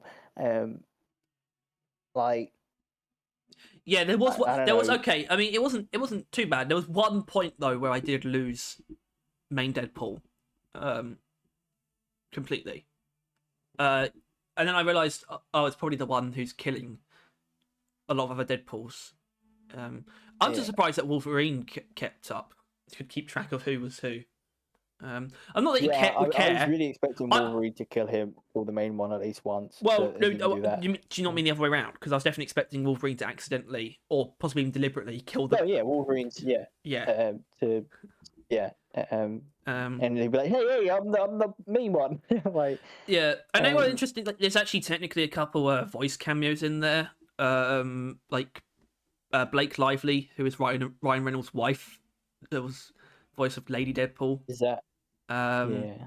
Matthew McConaughey was the cowboy one. Nathan Fillion was Headpool. Yeah, Nathan. Do you know who Nathan Fillion is? As in you I've heard his name. Yeah. I can't actually. I don't know what to point to. I'll look him up. Yeah, I think that's the only. Oh, it's him. Yeah. He's off-brand Pedro Pascal. No, don't say that. He does look a bit like him, actually. I don't like that because I think he looks better than Pedro Pascal. He's identical to him. I thought he was him when I saw him in something. Like, yeah, he's in Community, and I'm like, what the fuck? Why is Pedro Pascal in it? And Tom's like, what you want about?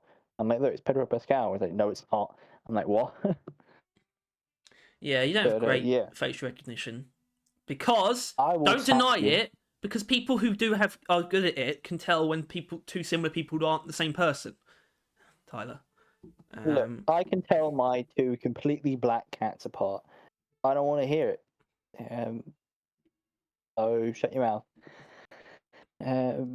Maybe I do. But why was Shatterstar alive? Yeah, I love.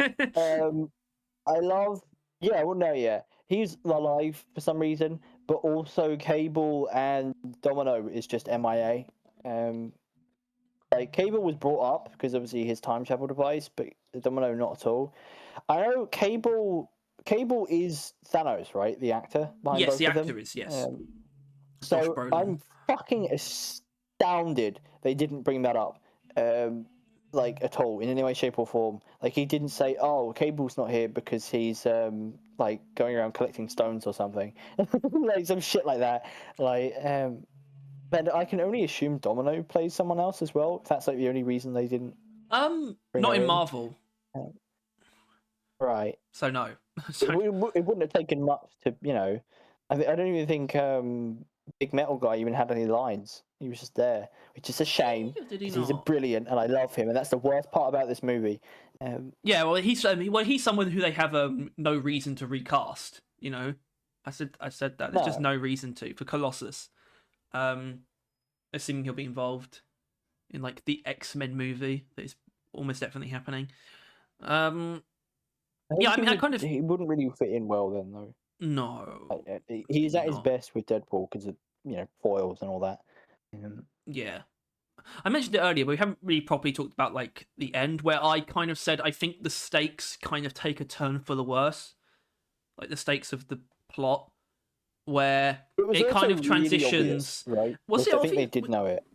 Was it? It was obvious. They were both gonna do it. Oh yeah, that part. Yes, obviously. I just mean the thing about it taking a turn was it turning from him just saving his own universe because of what Paradox is doing, I guess, to Cassandra trying to literally destroy reality, like everything apart from the void.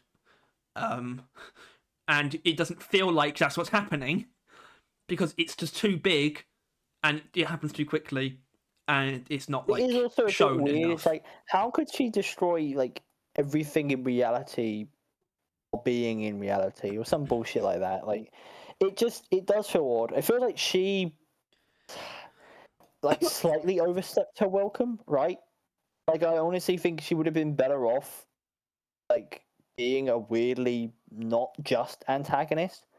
Like at the end, she Yes, did actually spare them and help it kind them. of, yeah. I forgot, like, the villains. It takes like multiple U-turns basically, where Paradox is like, starts off friendly, immediately becomes like antagonistic force. Cassandra But he's like is not that intimidating. He's just a bit no, of a no, no. knob. Cassandra is antagonist, and then sort of like becomes like seemingly on their side when They and then did like they basically saved her. yeah, but then she turns again, and then Paradox is like, okay, not the villain A necessarily after cowering that. little pussy. Yeah, it's kind of like a bit too much, too many turns, and it's kind of really just an excuse, I think, just to have the combination of matter and antimatter as some bullshit thing that they claim will probably kill them, even though it doesn't. Well, I like how they did that twice, because I know when I went into the movie, I mentioned like, how do you have states for two characters that literally can't die? And it's like they had the creature that can just end things, right? Like the thing at the end, like if it got Alive. their hands on him, yeah, that would have killed them, or would have made them cease to be, or some Look, it's bullshit, right? alive from Loki season 1, episode 5. Yeah, um, and then antimatter matter or some baloney. But I don't know. I mean, I guess it would have killed one of them. I guess it would have killed Deadpool. I guess, or at least, Well, but that's it what wouldn't it because he was says. he was failing, and it's not like he was going to do it anyway. He couldn't reach the No, he couldn't reach thing, it. so Yeah. it's kind of just like, I guess they can both do it, but it's the one thing that probably could have killed them, but also just didn't. So it felt kind of weird. And then obviously it's like it just I love it because it explodes off Wolverine's shirt, like the top half, and that's it. Yeah, the That's only it. one as well. Not his legs. Uh, No. like, it is funny and hot, but mainly funny. And then hot. I guess it's not too important. I guess this is why it is actually. I guess this is why it is important that you probably should have watched Loki, because then you'll kind of understand the state of the TVA. You especially need to have watched both seasons, I think, because otherwise you'll be confused why the TVA isn't in shambles, because things are actually stable at the end of season 2, and it makes sense. Like, letting the thing live on, right? That the TVA are in control, but there are also alternate. Yeah, you have to. The thing is, you both have to and don't, because I know for a fact that my mum won't think second thoughts about most of everything, but she would get on really, really confused because she would never have seen TVA. But apparently she has watched the first season, which I think is enough, really, right? The first season is enough to know about the end of time, place, and the TVA as a construct. That's really it, I think. Like, second season is probably for the best, and it's not a bad idea, which I think is really fucking lucky, right? That Deadpool and Wolverine are relying on the only good show. The best show. Yeah, I guess. Yeah, I know. Yeah. I mean, I don't know if we consider Moon Knight good. I think it's good. I was only really bringing it up because obviously it just explains. Wasn't that bad. I guess it just makes B15's position make sense. I don't want to bring it up because I find it funny that she's got like really, I don't know. She's like, she likes Peter quite a lot. She likes Peter. Dude, everyone likes Peter. But Did she you was like, see she the was fucking stunned. size of his balls? She was stunned by him though, and I wasn't sure if it was like something where it's like because he's like of significance. But I quickly realized from her look, it kind of transitioned from shock into like, oh, she's like caught off guard by this man. She's caught off guard. Yeah. Well, did you see the size of his balls? Yes, I did. Like, and like, I think the tip of his dick was sticking out the top of the belt. I don't think that's quite right. I don't think that's quite. But there was a little bit of skin. There might be a bit of foreskin, but like, yeah, that was. Peter was used so expertly in this movie. Let me just tell you that, Harry. I think I mean, honestly though, considering he basically is the main character of his family. It felt, yeah, which is like pretty quick based on what happened in Deadpool 2, but you know, they did a good job of basically very quickly converting Peter.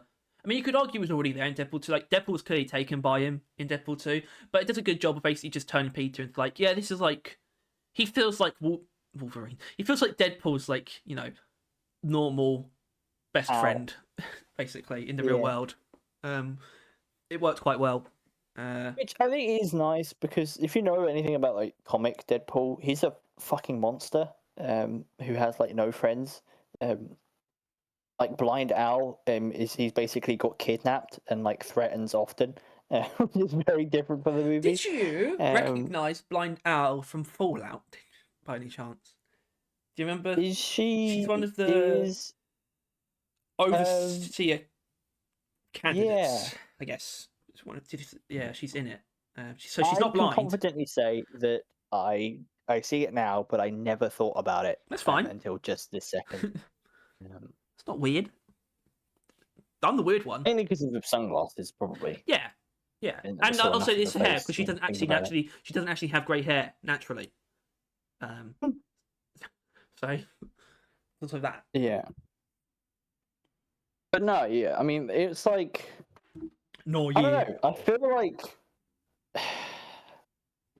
there is an alternate universe where a Deadpool 3 in its own universe could have been something cool and interesting, right? Yeah, and they were working on that they were working on that for a while. Like, you know, like Hugh Jackman only like came to Ryan Reynolds and said that he wanted to do it. He wanted to be Wolverine again in like 2022.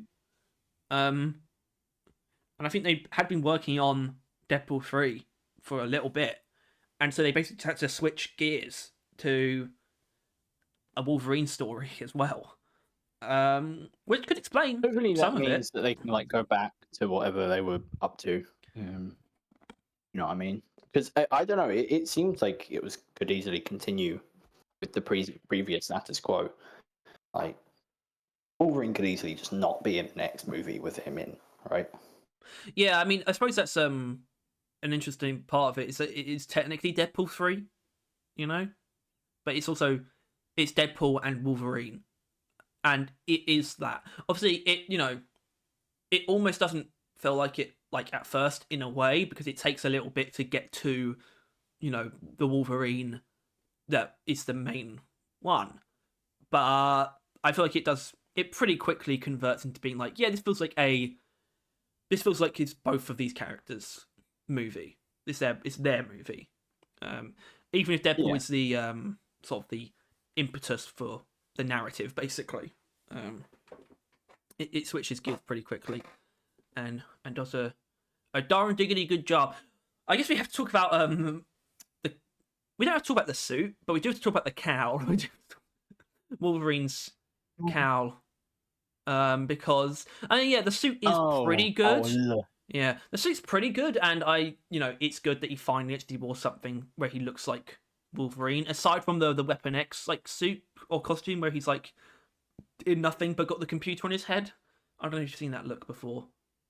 It's like that's basically how he's kept when he gets the skeleton put into him. But yeah, so the cowl had been like leaked in on like what's marketing stuff? What do you actually call it? I guess just products, like cups and things, right, like a while ago. And it looks fine because it just looked like part of it because it was like more of a illustration anyway.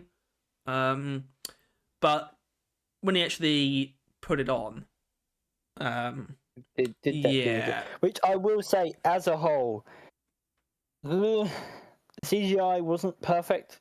As in, kind of quite. Look, no, I mean, it's fine. It's fine. The CGI was very noticeable. It's like this is like See, it's fine when it's because Deadpool's one obviously is real, and so is Spider-Man's, but I think they are both like accentuated by CGI to help with the expressions. Their eyes were, Yeah, but still, it's still covering the whole face. The problem with Wolverine's one, and obviously it shouldn't cover the whole face because his doesn't.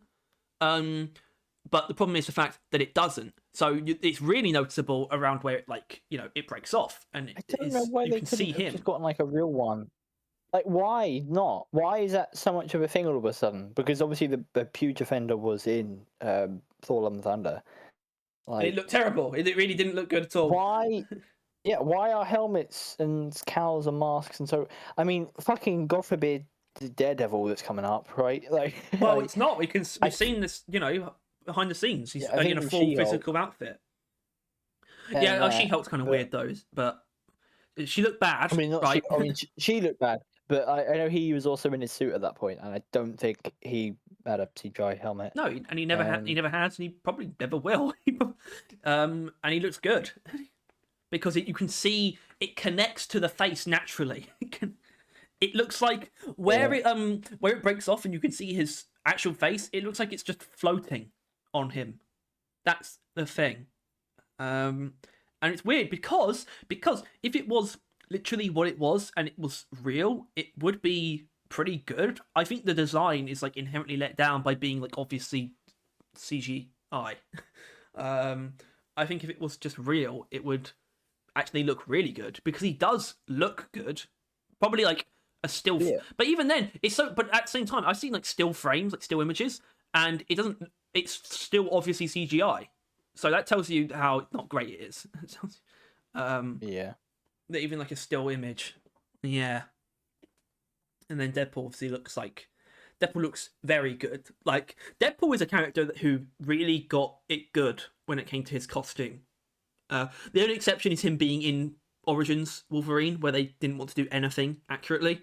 But as soon as like Deadpool 1, and obviously it's actually better now because it's actually more red now than it was in Deadpool 1. But he's always had a great suit, and I think this is actually an improvement as well. It's always translated really well. Yeah. The cinema. Good old Deadpool. Friendly old Wolverine. Should we wrap it up with a rating? What about the post-credit scene? Post-credit scene was funny, which is the best thing you really. The post-credit scene explained. Deadpool still threw him under the bus, but he didn't have to do that. But he's not a liar. He's not. Johnny did go off about Cassandra. It was quite good.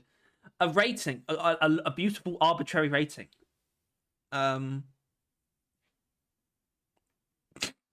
don't know. Yeah. I don't know. I think it's like a solid. Go on. I think it's gone up because I said yes 7 when we watched it after. Which I don't think it's like too bad actually. I don't know why. I was like, no, I was down on that, but I think that's fine actually. If you were to say that. I really like. I think there's like. I don't know. There's like surface level problems. Like some of the CGI looks a bit wank.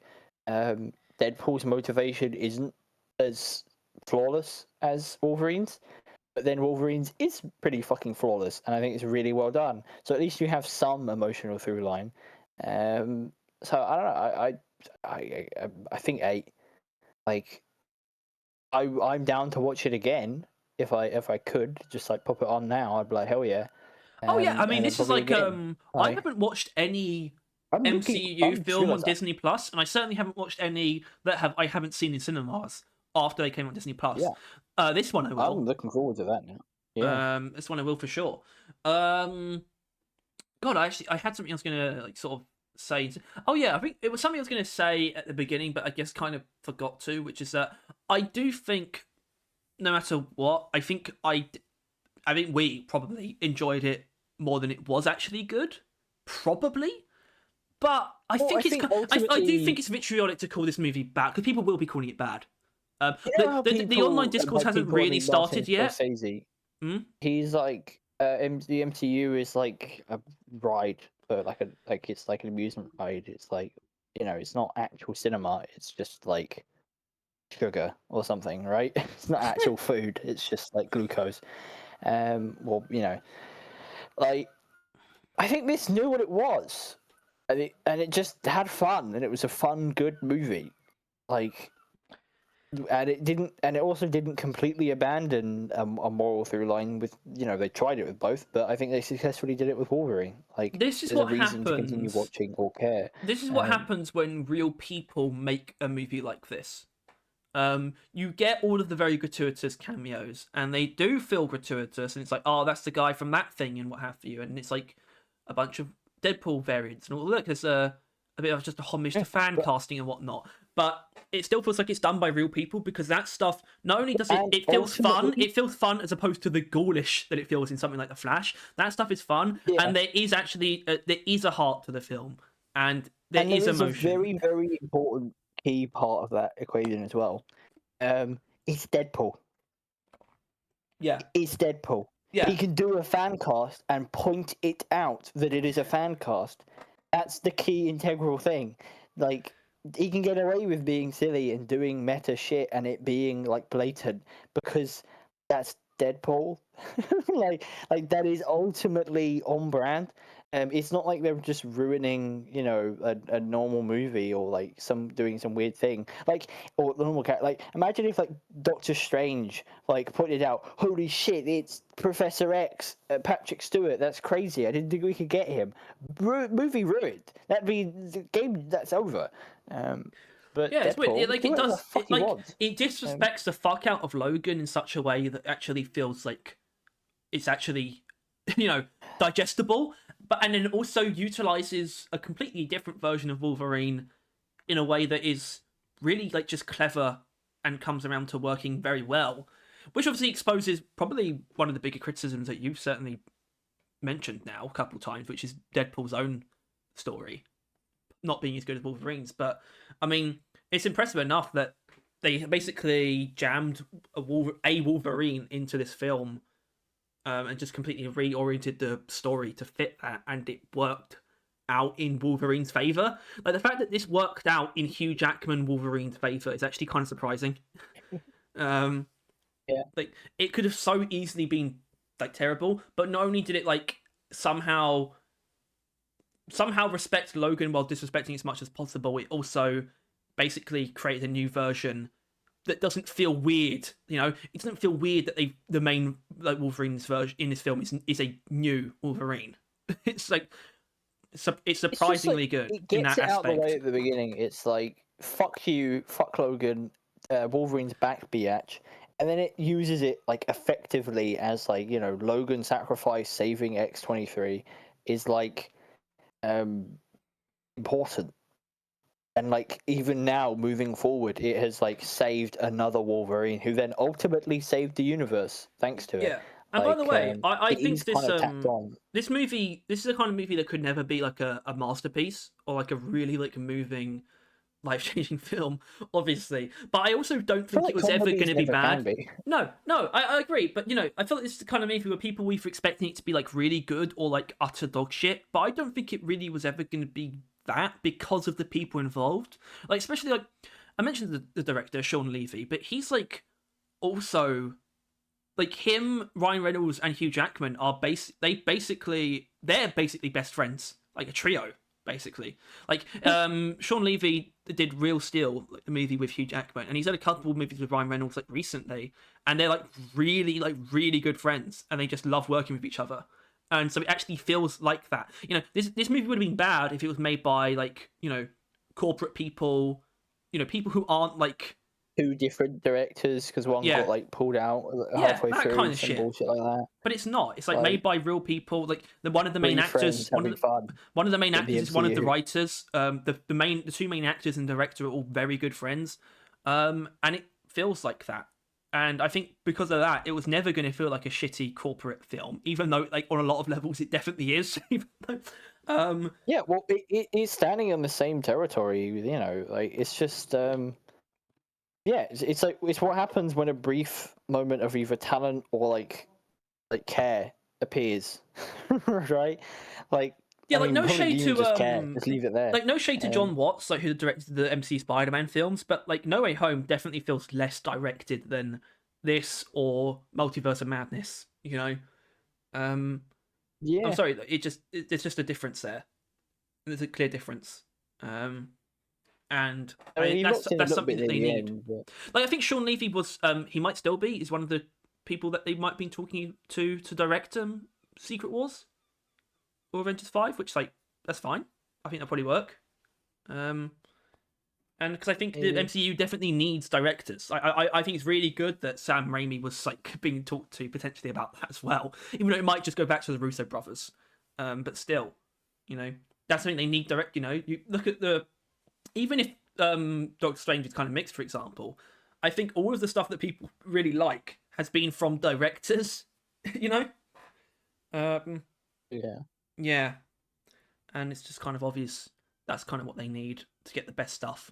And I think that is more expensive, and it kind of rattles like the shareholders because they don't like, you know, letting creative people do what they want. But that's what they need, and I think it's probably going to prove that because look, it hasn't really come out like entirely. I mean, I think it has now. I think yesterday was really the main worldwide release date. But look, this movie is probably going to make a fuckload of money, and I don't think that's a bad thing. I don't.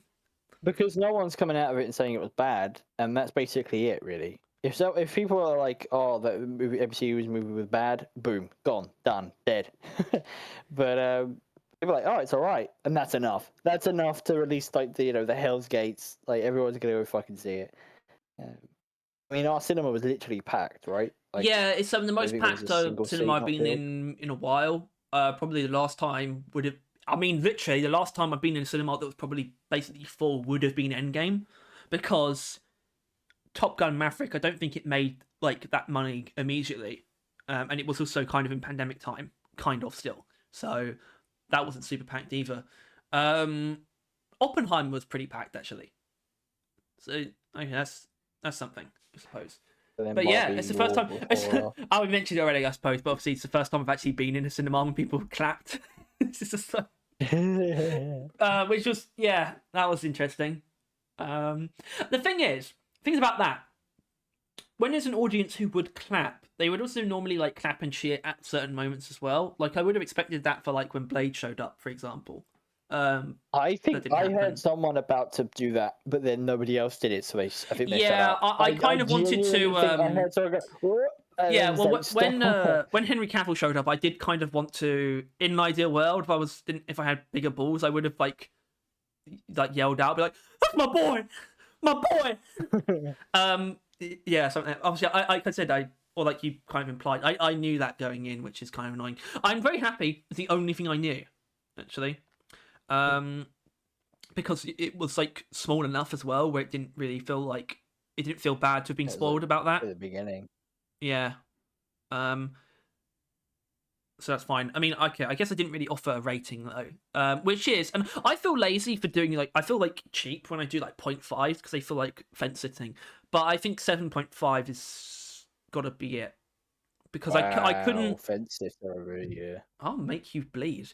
Because I couldn't I couldn't go over 8, but I think to go 7 or lower would be dishonest to what I felt when watching it. So it's a 7.75. There we go. We're breaking new ground. Fuck it out. All right, and that was the brief, quick Bow Vision review of Deadpool and Wolverine. I mean, look, I think it's actually surprisingly. Is this brief. longer than the movie itself? No. Oh, thank God. That's not that. Like people do like really long. People do really long ones for this kind of thing.